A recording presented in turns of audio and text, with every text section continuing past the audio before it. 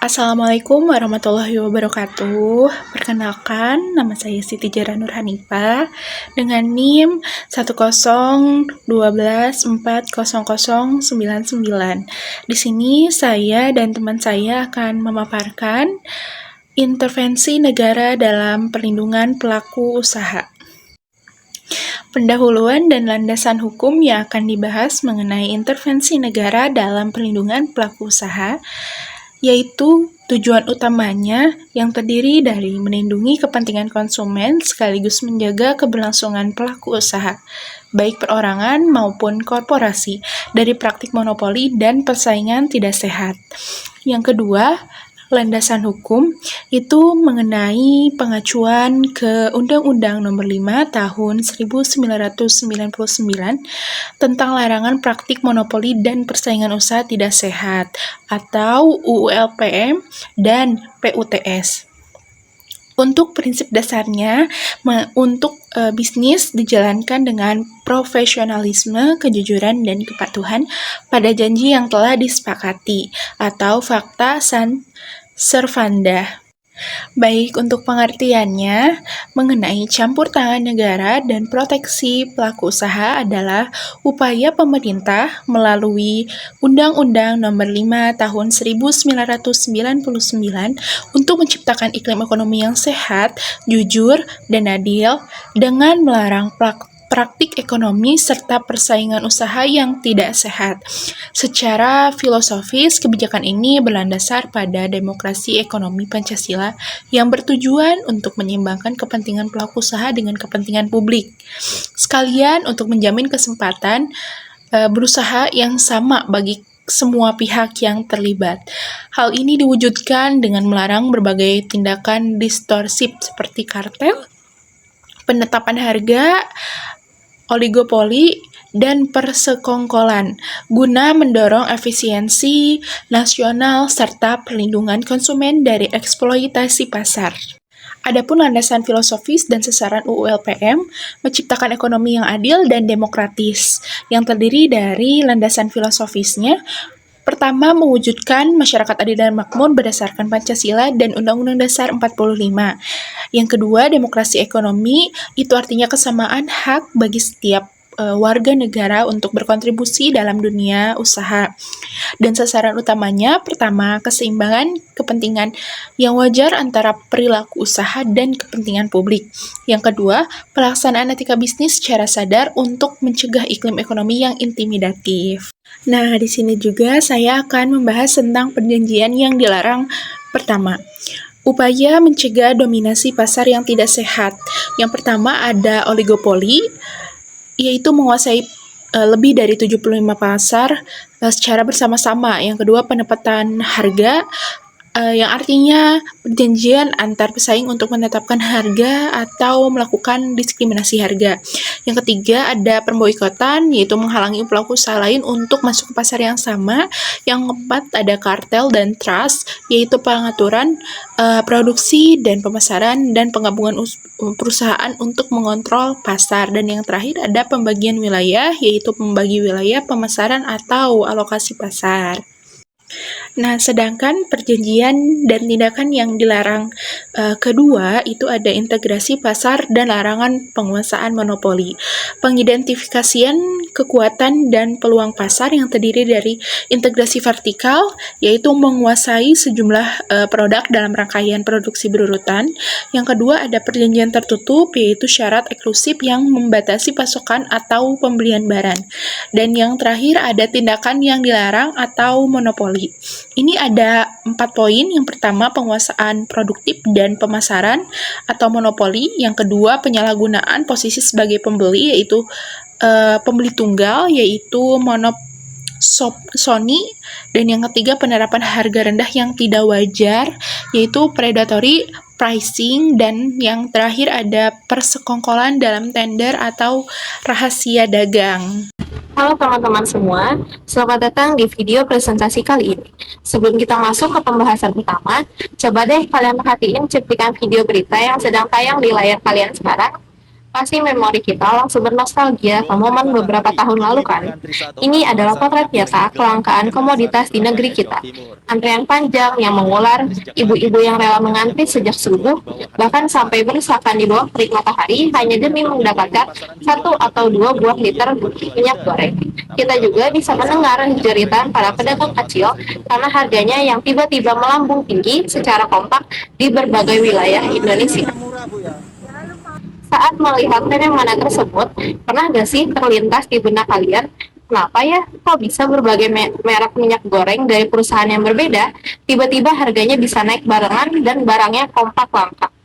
Nah, untuk mengusut teka-teki seperti itulah, negara kita membentuk sebuah lembaga khusus yang bertindak sebagai wasit dalam dunia bisnis di Indonesia.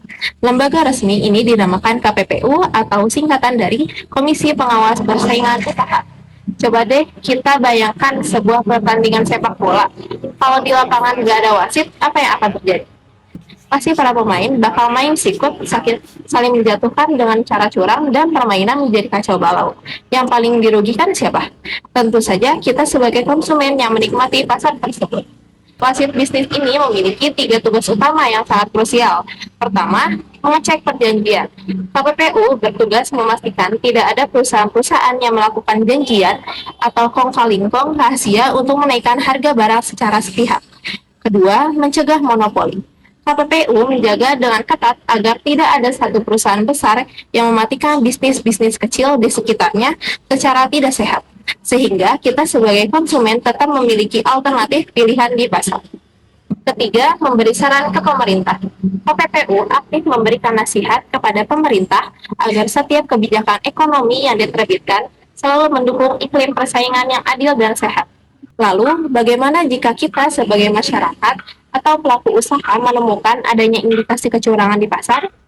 Ketahuilah bahwa siapapun bisa melapor jika melihat ada praktik bisnis yang curang, baik itu masyarakat umum maupun pihak yang merasa dirugikan secara langsung, seperti kompetitor atau konsumen.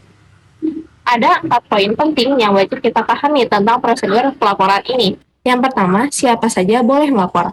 Hak melapor ini terbuka lebar untuk kita semua sebagai warga negara. Kedua, syarat pelaporan. Laporan harus dibuat secara tertulis, memuat jalan kronologi secara jelas, dan wajib melampirkan identitas resmi pelapor.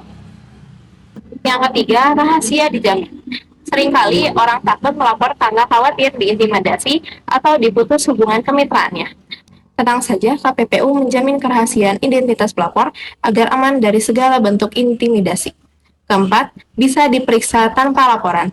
Ini adalah kelebihan KPPU yang luar biasa. Jika KPPU mendeteksi atau mencium adanya keanehan dan pergerakan tidak wajar di pasar, meskipun belum ada laporan resmi dari masyarakat, mereka memiliki hak untuk melakukan investigasi mandiri atau inisiatif sendiri. Setelah proses investigasi selesai dilakukan, apa langkah selanjutnya? Berdasarkan alur hukumnya, proses berjalan dengan sangat transparan melalui tahapan berikut. Yang pertama, sidang terbuka. Hasil pemeriksaan akan dibacakan dalam sidang yang terbuka untuk umum agar asas transparansi tetap terjaga. Yang kedua, waktu eksekusi. Jika dalam sidang tersebut perusahaan dinyatakan bersalah, mereka diberikan tenggat waktu selama 14 hari untuk melaksanakan putusan tersebut. Yang ketiga, bisa banding. Hukum kita tetap adil. Jika perusahaan merasa keberatan, mereka memiliki waktu 14 hari untuk mengajukan keberatan ke pengadilan negeri. Yang kelima, kekuatan hukum.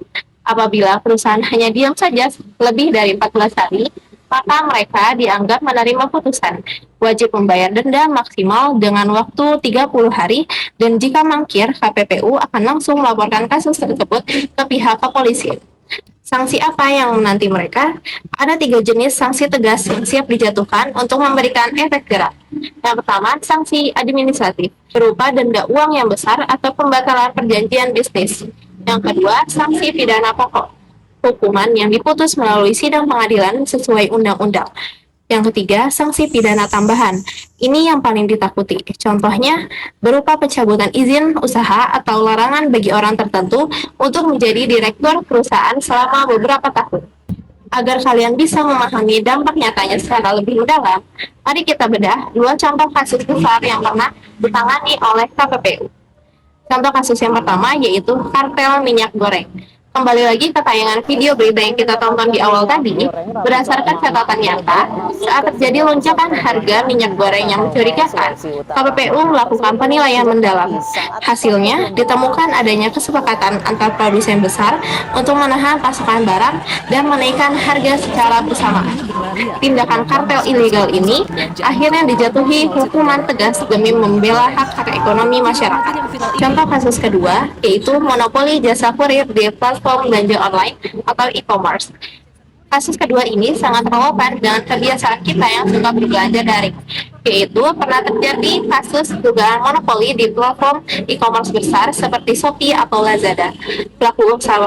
Pelaku usaha kurir kecil merasa sangat dirugikan karena platform tersebut secara sepihak mewajibkan pengiriman barang hanya boleh menggunakan jasa pengiriman milik platform mereka sendiri atau menutup akses bagi jasa kirim pesaing. Akibatnya, ongkir menjadi mahal karena tidak ada pilihan alternatif bagi konsumen. Asosiasi Kurir kemudian melapor ke KPPU dengan jaminan identitas pelapor yang dirahasiakan agar kemitraan mereka tidak diputus oleh platform. KPPU langsung turun tangan melakukan investigasi demi menyelamatkan persaingan usaha yang sehat. Teman-teman semua, tibalah kita di bagian akhir video presentasi ini. Negara kita melalui Undang-Undang Nomor 5 Tahun 1999 tentang larangan praktik monopoli dan persaingan usaha tidak sehat telah memberikan payung perlindungan hukum yang sangat kuat bagi dunia ekonomi kita. Kehadiran KPPU sangat krusial untuk menciptakan iklim kompetisi bisnis yang jujur, adil, dan efisien demi kesejahteraan rakyat. Proses penegakan hukumnya pun sangat berimbang. Di satu sisi memberikan efek jera yang luar biasa besar bagi pelaku usaha yang terbukti melanggar lewat sanksi administratif maupun pidana, namun di sisi lain tetap memberikan ruang yang adil bagi pelaku usaha untuk mengajukan keberatan melalui jalur pengadilan yang sah. Oleh karena itu, mari kita tidak hanya menjadi konsumen yang pasif, mari kita bersama-sama menjadi mata dan telinga yang peduli terhadap keadilan ekonomi di sekitar kita. Jika kalian melihat, mendengar, atau merasakan adanya praktik bisnis yang tidak sehat, jangan ragu untuk bersuara dan melapor kepada KPPU. Terima kasih telah mengikuti perjalanan hukum ekonomi bisnis ini. Sampai jumpa di perjalanan berikutnya.